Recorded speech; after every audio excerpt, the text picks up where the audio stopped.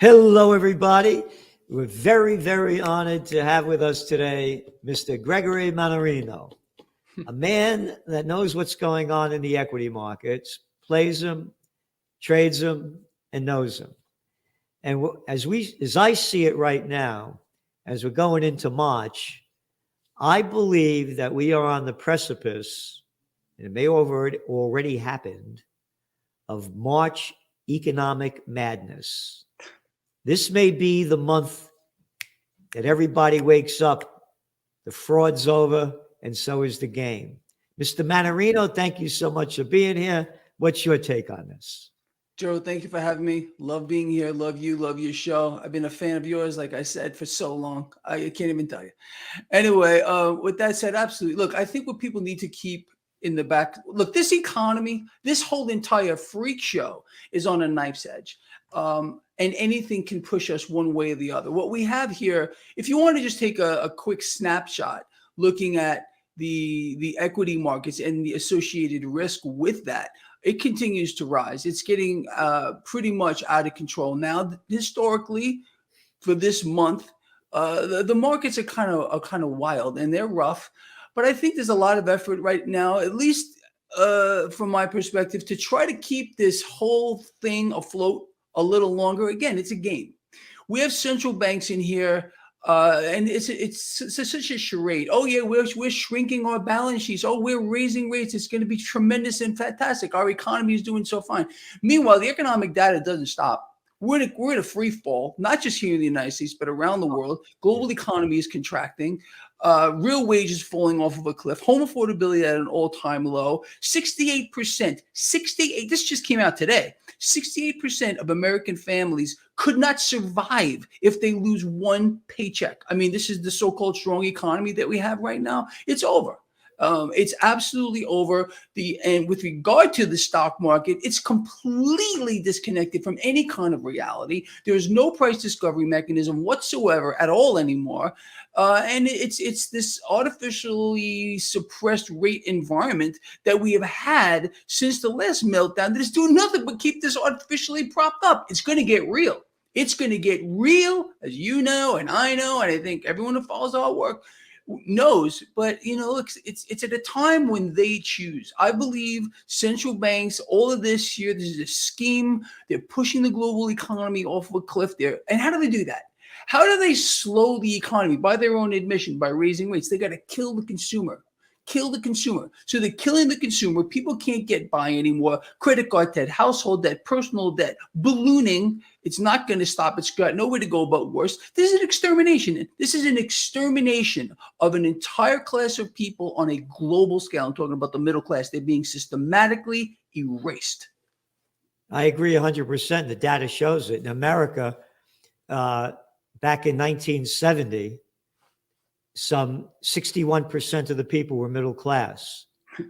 Now it's 50%. And middle class isn't middle class because you can't live on it anymore. And you have the 1% that own 54% of all the stock market, the equities. And you bring the 10% in, they own 90. And all we've become, as I see it, are plantation workers on the global plantation of Slavelandia. You mentioned about the 68%. How about the 64% that are living paycheck to paycheck? Middle class is gone. Housing is unaffordable. And what you said is that it's a freak show on a knife's edge. And to me, that is perfectly what we're talking about. It's a freak show. Look at the freaks that are at the head of the show. Who's your top freak in the bankster system? I mean, now there's a real handsome, cool cat. What was his name? Ben Bernanke? No, he took her. And then there was Janet Yellen, Miss Facha Brut. Oh, she came next. And now we got this little arrogant guy, Jerome Powell, who bullshitted that inflation was temporary and then transitory. And now you said it's global. How about the freak show over there in the EU with the ECB head, what's his name? Christine Lagarde. Oh, yeah, if only women were in charge. Oh, Yellen and Lagarde, they're two women. Oh, bankster bandits. Oh, yeah, forget about that. How about Christine Lagarde? What was her last job? head of the IMF, the International Mafia Foundation. Oh, excuse me, Monetary Fund. Yeah. Oh, and there's no inflation. Celente, you're full of crap. There's no inflation. I am the Fed head. There is no inflation. You're full of shit. Yep. That's the freak show. Well, That's the freak show. And it's a political freak show, and it's a bankster freak. Oh, now, Jamie Dimon, now there's a real man. Oh, that's the bankster bandit.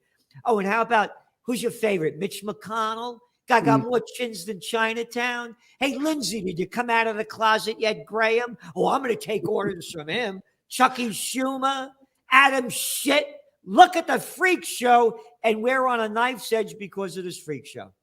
Yeah. Well, you know what they do, and it's an amazing thing. They float out members of the freak show to dictate our lives, to tell us what we should think, what we should feel, where we should look, the distractions, the deceptions, all the stuff that people that follow my work and your work are well aware of is unfolding right before our eyes. And it ain't getting any better. It's not this whole peaking and transitory and temporary. We were sold a lie, and everyone knew it was a lie since day one who at least follows our work. They knew it was nonsense.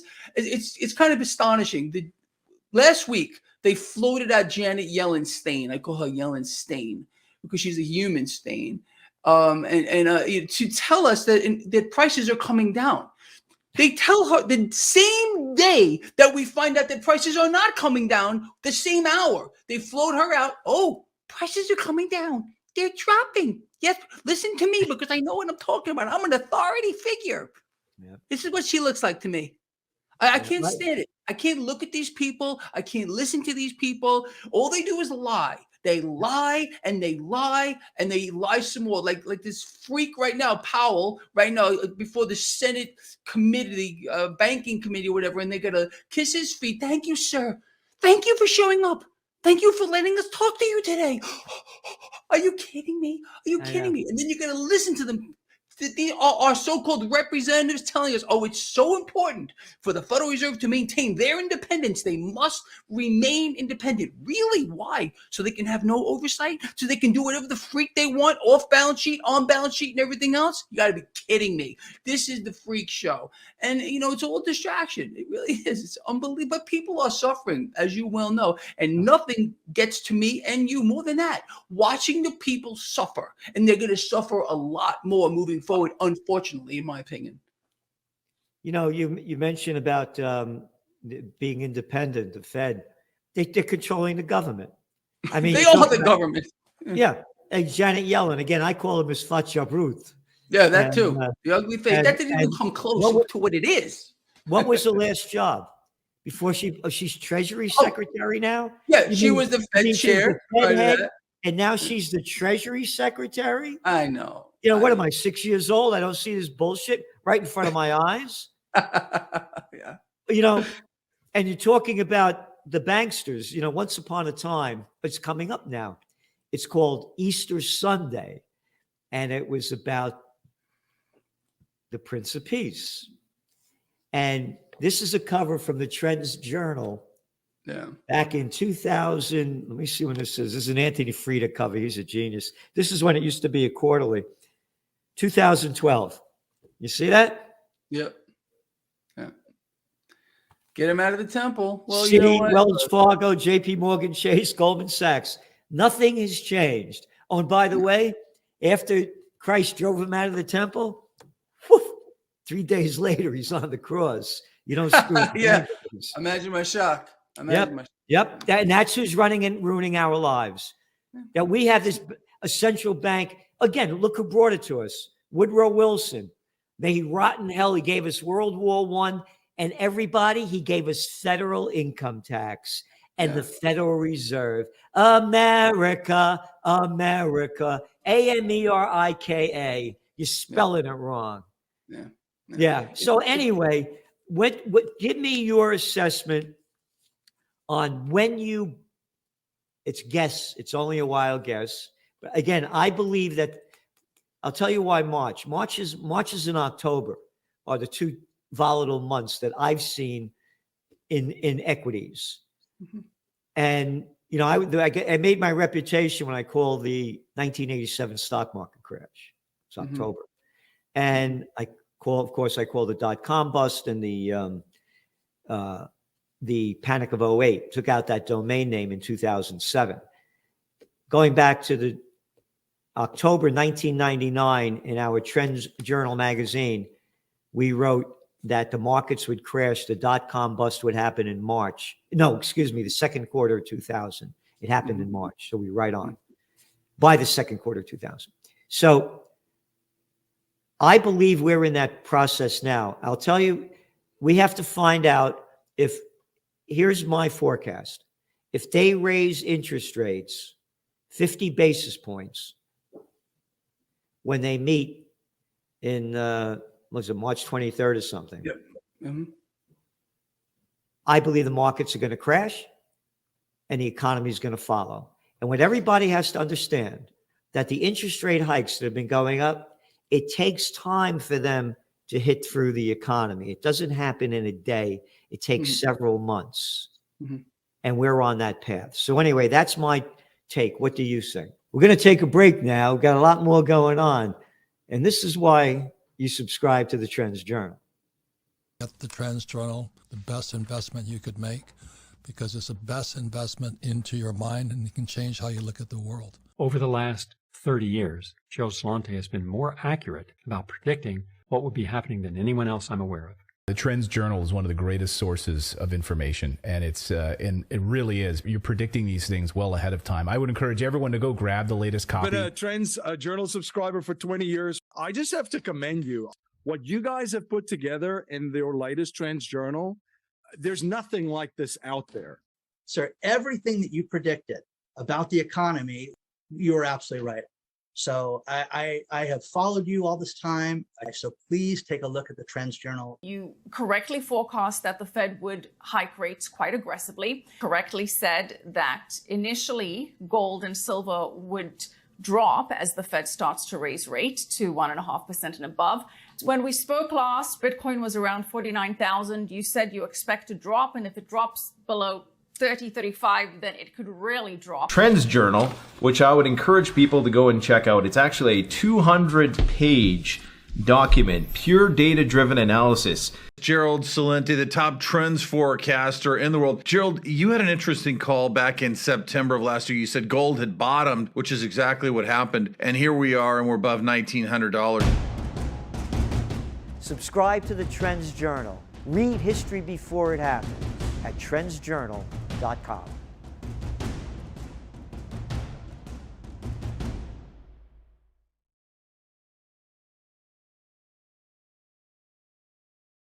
What should Well, absolutely. I think that, well, let's just put a couple of more perspectives on this. So yes, there is a lag effect with regard to what the Fed is doing with regard to their raising rates here.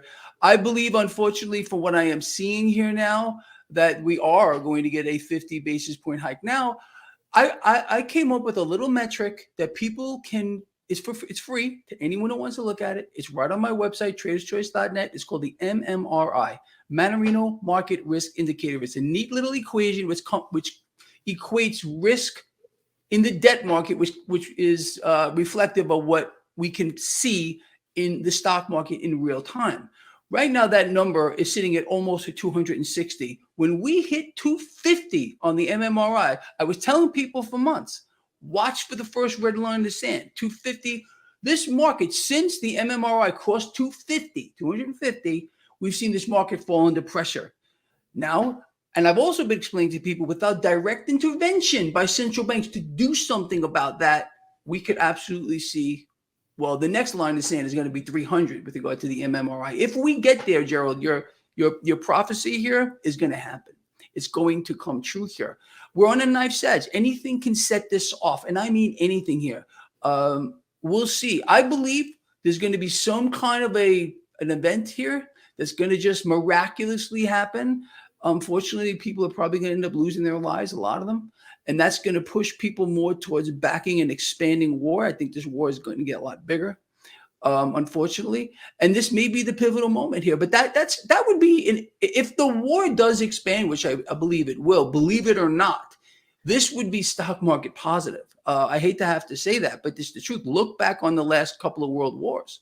Oh yeah. That when and you know what better than anybody because you coined this. When all else fails, they bring you to war, and that's true what they're doing here. So this would be a mechanism that they could use because all they care about is the stock market. They don't give a damn about the regular guy or the regular girl here. It's just about propping up this damn stock market. And look, the investment banks, they don't care either. They don't care if the market goes up, down, or sideways. They're going to make money because the way they play their positions, and they profit from their own customers when the market goes down, when they have all their customers in long positions in the market. That's what they do.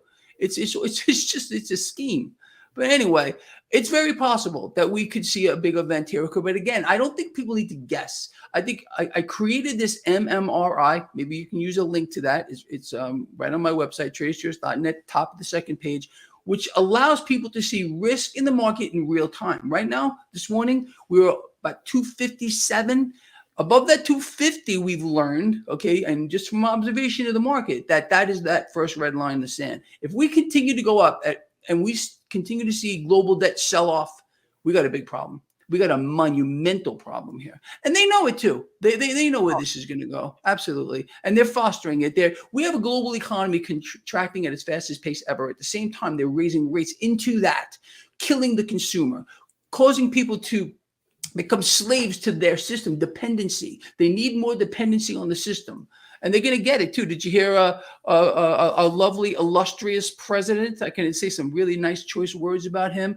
He's going to be boosting the paychecks for federal employees by the largest margin in over 40 years. And, you know, this is, again, he's buying votes. Whether it's going to work or not, I guess we'll see. That's what they do. Yeah, look, that's this why they whole keep thing. building the bureaucracies. They keep getting them bigger and bigger, so they get more and more votes for themselves. Exactly, and then then the dependency on the system is, I think, the key here. They want more people dependent on it, and then they're going to pull the plug on it. And this whole thing, it's not by accident. They're going to bring this thing to its knees, and then who knows? We'll get a war, an expanding war that'll prop up the stock market, pick up industrial production, and energy. I think is going to skyrocket moving forward here. Looking at commodities in aggregate, I think that's the place to be long term. And this is just, I'm just throwing some stuff out here. Let me go on the energy. Let me stop on that. Yep. You're talking about war. What's not making the mainstream media is what's going on in Israel. They only put up little bits and pieces of it. There are, we write about it in detail each week in the Trends Journal magazine. And what's going on now, and again, this is not our language. This is coming like from the Financial Times, the Wall Street Journal, the far-right extremist government of Netanyahu. So what they're doing with the Palestinians is one thing, and now they're ramping up talk about escalation toward Iran. They're bombing Syria anytime they want. They just blew up a couple more airports, in Damascus and Aleppo. But here's what's going to happen. As you mentioned, I always say, when all else fails, they take you to war.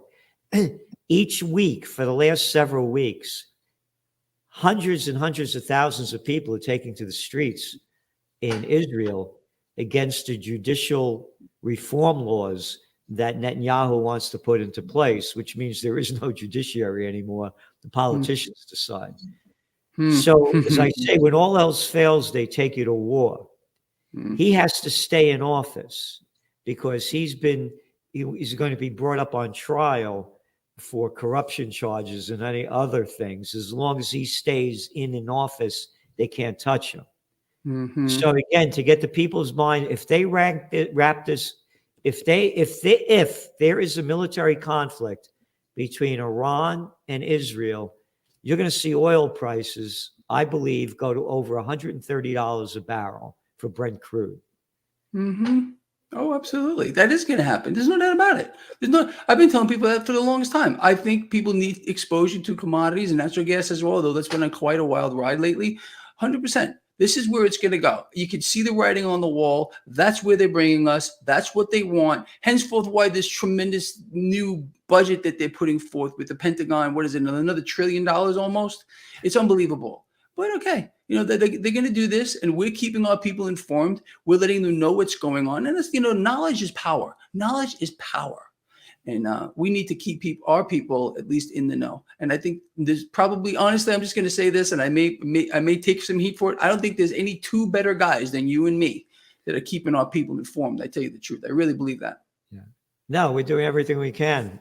And I, you know, everybody put that link to go to traderschoice.net and check out the MMRI. Yeah, it's an amazing tool. Looking at that, and staying on with the with this market and what's going on. And as you said, there's a lag effect of is that the word that you used? Yeah, it's a lag effect. When they're raising rates, there's always a lag effect. And you know, we haven't even begun to see. Well, we haven't even begun to see the effects of this at all. And it's going to get a lot worse. So what are they doing? They're trying to, like I said, how we started out earlier. You know this. They're destroying the economy by design. They're destroying the economy by design. They're killing the consumer by design, creating dependency. And then we're going to get a new system that's going to be one of maximum control, in my view. That's where I think we're eventually going. This whole on a worldwide scale, not just here. Well, it's as we wrote about this 3 years ago.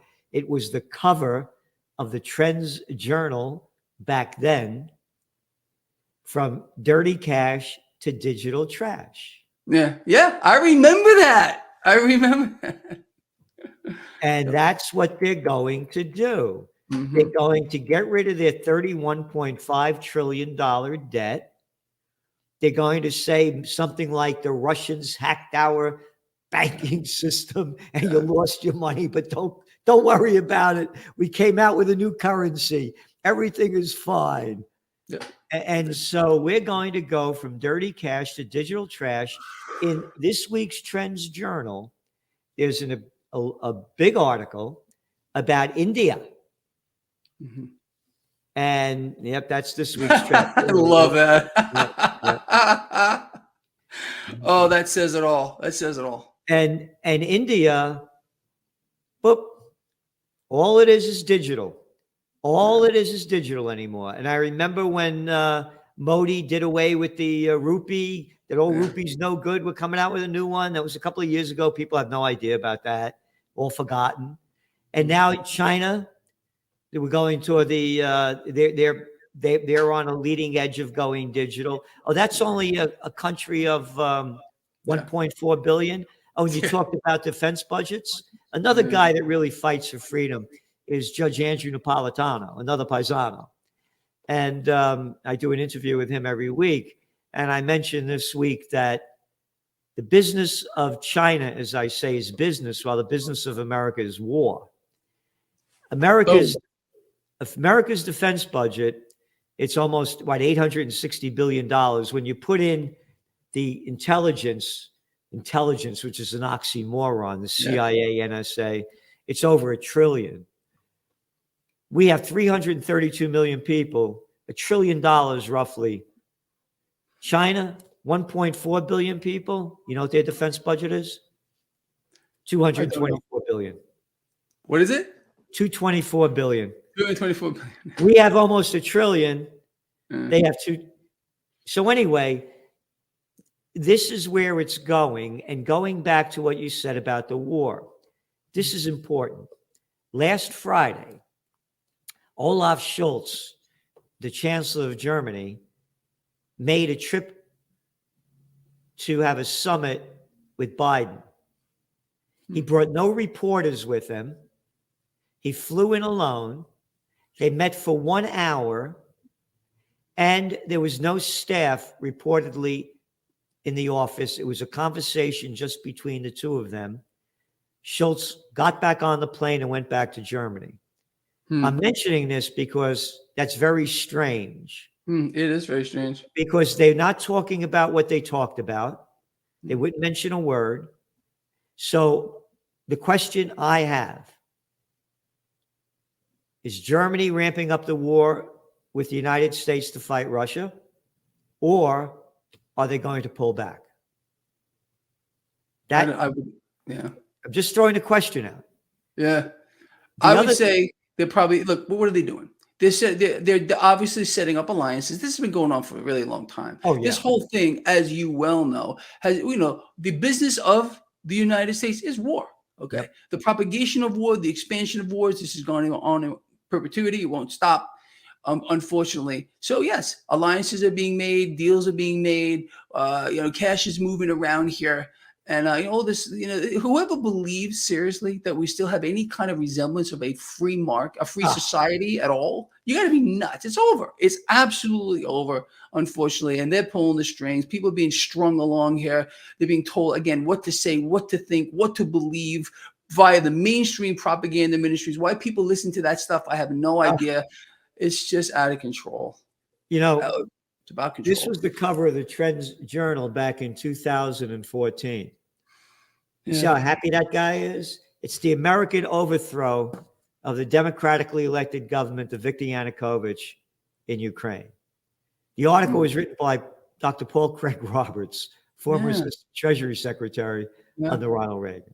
People have no idea about what went on there, what went on before then. They have no clue. And like you said, the people just follow.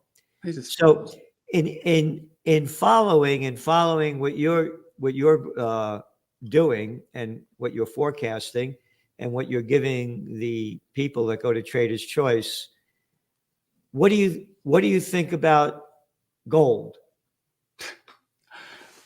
I love it. I got gold and silver all over my desk here. I got pieces everywhere, all over. More. I got it everywhere. I mean, I can't tell you. I love it.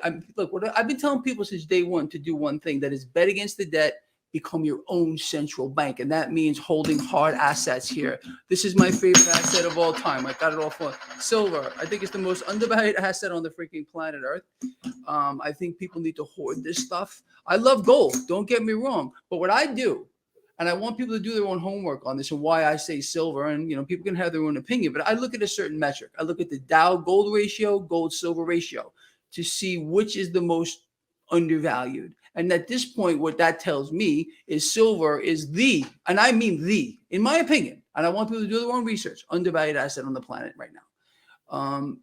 And I think there's another element of why silver is very valuable, and that is it's used throughout the whole high-tech world. Oh, yeah, absolutely. It's in all of these devices. And unlike gold, you don't throw it into the ground when you throw your computer away or your cell phone. You save the gold, but the silver just keeps getting thrown away. So there's no stockpiles of this stuff. Interesting. And then, as again, like it or not, as we said, going green, there are more and more silvers used in solar panels and a lot of the so-called green devices.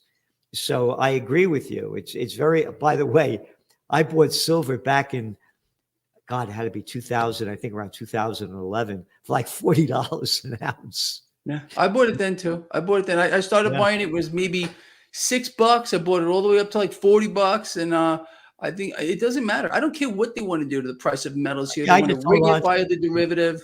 That's what they do. They play the game. It's an incredible thing where the hard asset price is set by the derivative. It's upside down. And this is how they manipulate the price of gold, silver. Let them do it. Let them play their game.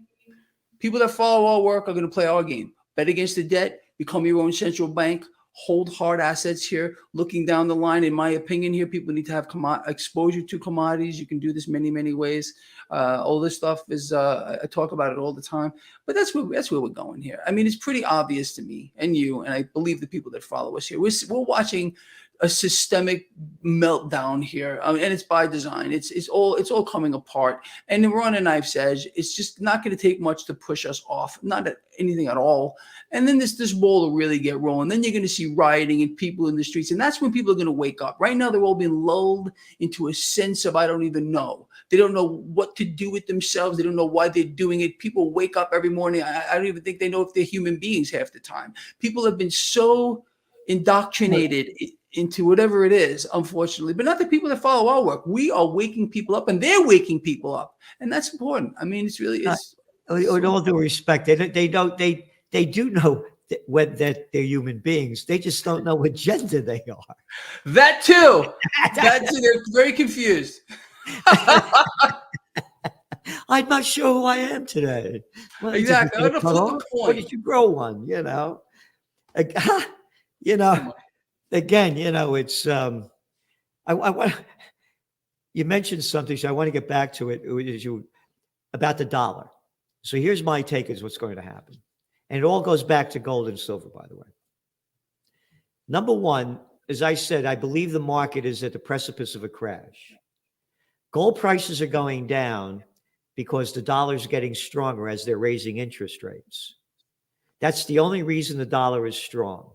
In the meantime, day after day, you're hearing more and more reports of India doing away with the dollar, of China doing away with the dollar, of one country after another doing away with the dollar. Brazil, they don't want to deal with dollars anymore. So the dollar is only strong because of the high interest rates. When interest rates go down, the dollar is going to go down. And this is the beginning, as I see it, of the end of the dollar. Number two, although gold goes down when the dollar gets stronger, the dollar is getting stronger because they're raising interest rates, which is going to crash the economy and the equity markets. And that's when gold doesn't care how strong any other currency is. When the equities and economies go down, gold goes up. Oh, and if you don't believe me, how about the central bankers in 2022 had a record year of buying gold because they know where this is going? This whole thing is really, really simple. This is how I like to think about the dollar. Okay. I look at the relative strength or comparative strength of the dollar, for which the dollar isn't the prettiest belle at the ball. It's been that way for quite a long time. And then I look at the absolute strength of the dollar, which is fading away. That's henceforth why we're seeing inflation go crazy as it is. Now, understanding that, let's just talk about how cash moves through markets. Okay. It's so easy. Okay. We've had this artificially suppressed rate environment now since the last meltdown. There's reinflated a stock market bubble. It's reinflated a real estate bubble. Okay, created, and not just that, it's created distortions of an incredible magnitude across the price action of assets across the board. Now, this is how it's going to play out, and I can't imagine another way. I've thought of this a million times, and I've repeated it in my brain a billion times here. So we got this bubble in the debt market. It's a monster. It's a Frankenstein. And the debt market, and this goes back to what the MMRI is measuring, risk in the debt market, and it reflects the risk in the stock market. We're going to get a meltdown here in the debt market, a massive sell-off. And we're going to see debt sell off, and it's going to cause rates to spike in an uncontrolled fashion. When that happens, and it's going to, in my view, you're going to see that put pressure on the stock market. Stocks are going to melt down. This could happen this month. Again, if we watch the MMRI spike, if we watch global bond yields could start to spike, which they've been doing recently. Okay. So sell off in the debt market, rates spike, puts pressure on the stock market, and cash just moves it bleeds out of the debt market, bleeds out of the stock market, and moves into commodities, gold, silver, crude oil, and everything. That commodities in general are going to skyrocket. I mean, it's very, very simple. It's just cash doesn't grow wings and fly away to money heaven. It just moves from one set of assets into another. And the scenario is very simple. Debt market meltdown destroys the stock market. Cash moves into commodities. And I also think it's going to move into some cryptos as well. That's my take on it. And I can't imagine it unfolding another way, because you can watch this almost in real time. Every time we see the global debt market sell off, yields start to spike, equities start to fall under pressure. It's very, very simple. This is going to unfold in a dramatic way at one particular time. And that's why we're going to see assets like superiorly undervalued assets, in my view, and I believe yours, as gold and silver, they're going to take off. And who knows? No, I agree. I agree. You know, how big this can be. The other thing about interest rates going up, now the cost on debt goes up. Mm-hmm. So now, yes. Oh, yeah. They never talk about that, do they? Don't talk about that. The government in 2021, the national debt was $5.7 trillion. Today, it's $31.6 trillion. Now you got to pay more on that debt as your interest rates go up. Now let's take a global look. The dollar's strong, and all of these emerging markets owe their debt in dollars as their currencies are going down. You're talking about people taking to the streets. It's already happening, and it's going to accelerate. Number 3 on this is that the debt on variable rate mortgages and loans. Oh, forget about it. Forget about it. No, yeah, exactly. Forget about it because nobody's talking about it. Yeah. Well, there's a reason for that too, obviously. One of our top trends is office building bust. Yeah. Your office occupancy rate in the United States, according to Castle, that's with a K, is 50.4%. So now all the businesses that depended on commuters, they're going out of business. The hotels that depended on business travel, they're suffering big time. About 10 of them already went busted last year. And now your office buildings where people aren't going back to work, they're only going back maybe 2 or 3 days a week. Why do I need all these floors? No, I'm not going to renew this lease. Oh, and now I'm the property owner, and the kind of loan that I have, every 2 or 3 years, it goes back with the interest rates going up. Now I got to pay more on my debt. Yep. And I got a lot less money coming in. We are going to see a bust in the metropolitan areas like New York City, Chicago, Atlanta, San Francisco. Yeah, I left my heart in San Francisco. You lost your money in San Francisco. They turned that place into a crap house. I was going there back in the day in the 70s, staying at the top hotels in the 80s and the 90s. And then it became a whole different place by, the middle 2010. I didn't like the joint anymore. And now they overbuilt that. The geeks were the first ones to tell the people to stay home. And now they gave it to themselves. They are staying home. And that's geek world. So I think we're going to have an office building bust and a crash, the likes of which have never been seen in modern history. You're absolutely right. And I think what people are also not thinking about what's going to happen, and I was talking to Michael Pinto about this. Have you had Michael Pinto on your show? You should. No, I haven't. Good guy, financial guy, knows what he's talking about. Well, I was on Fox with him years ago. Yeah. He used to be on CNBC all the time. Anyway, we were talking, and I've been talking about a credit freeze for years. I think we're going to end up in a situation here. So what people forget, the meltdown, the big financial crash of 2008, it wasn't so much that the markets were crashing. No. It was that liquidity was drying up. That's why they had to inject the system with these massive capital injections and the TARP program and everything else. That's going to happen again, but to a much larger degree. I believe the credit markets are going to lock up once we get this big sell-off here in the debt market. It's going to freeze. In other words, see, what people need to understand is the system itself is completely insolvent. It can never be fueled with enough debt. No matter what happens, it constantly is growing by exponents. Now we're going to get a credit freeze. It's going to lock up. The whole system is going to lock up. This whole system is going to lock up, meaning transactions stop. No cash in the banks. No ATMs. It doesn't work. Checks don't work. Nothing. It just stops. We're going to end up in that kind of a scenario as part of this massive crash that you just alluded to. It's happened before. It's happened before. Holiday. We're going to have a bank holiday. Yep. That ain't ancient history. What a holiday. I can't get my money out. Now, not only can't you get your money out, turn in your gold, you go to jail. Oh, yeah. That was on the FDR, huh? Yeah. How about FUCKDR? Yeah.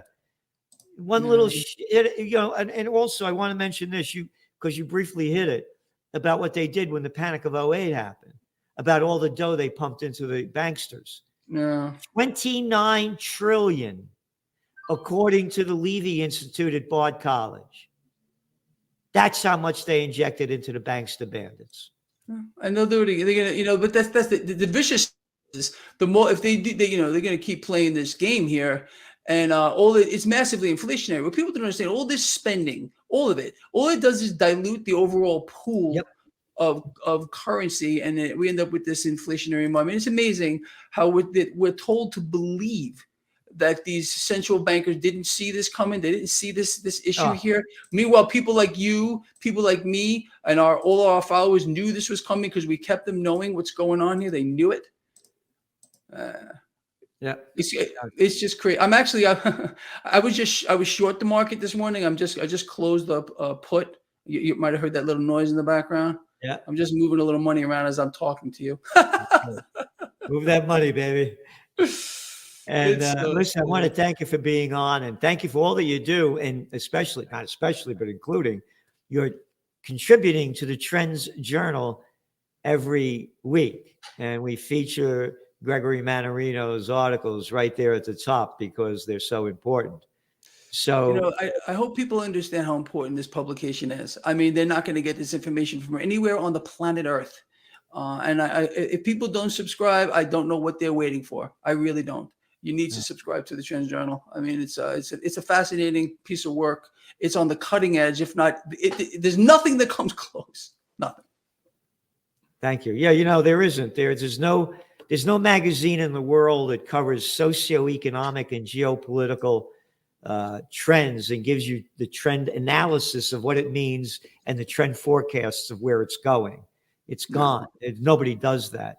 And I want to thank you for contributing and all that you do to help people in so many different ways. So remember, go to Mr. Mannarino's site over there, traderschoice.net. And I want to follow that. MMRI. MRI. Top of the second page. I honestly think it's the best risk indicator that's ever been created. I'm a little Dr. Frankenstein that came up with. It's a very simple. It uses the 10-year yield, the relative strength of the dollar with a little bit of voodoo in there, and it comes up with a number, and it's been insanely accurate. It's free. Yeah. It's free to everybody. So I'm not selling this. I want people to utilize that resource. And by the way, the Trends Journal is almost free. It's like $2.70 a week. It's unbelievable. And that's all. Yeah. So we're trying to give the people everything we can. And again, I want to thank you for everything that you're doing and how you're informing people.